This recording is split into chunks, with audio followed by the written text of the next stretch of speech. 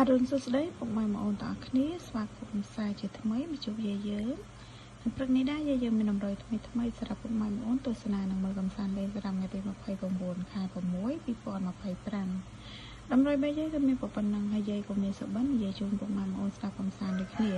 តែមុននឹងនិយាយសុបិនយាយក៏សូមពឹងពុកម៉ែបងប្អូនដែលចូលរួមទស្សនាទាំងអស់គ្នានេះកុំភ្លេចជួយចុចពាក្យ like share subscribe ទៅបណ្ដឹងឲ្យ channel យាយម្នាក់មួយផងមុនណា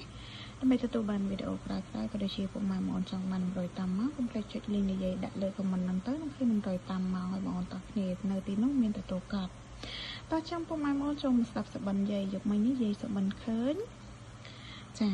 ជនជាតិបារាំងម្នាក់ពាក់ខោធំជង្គង់ខោសអាវសចាអង្គុយលើប៉ាអ៊ីអង្គុយកងពាក់ខ្លាណាអង្គុយលៀនដាតចាអង្គុយលៀនដាតចេញក្រៅអង្គុយលៀនដាតហើយកងពាក់ខ្លាអង្គុយលៀនដាតសើចដូចលើស្គួតចឹងហ្នឹងហើយឃើញអង្គុយកងពាក់ខ្លាពាក់ខោស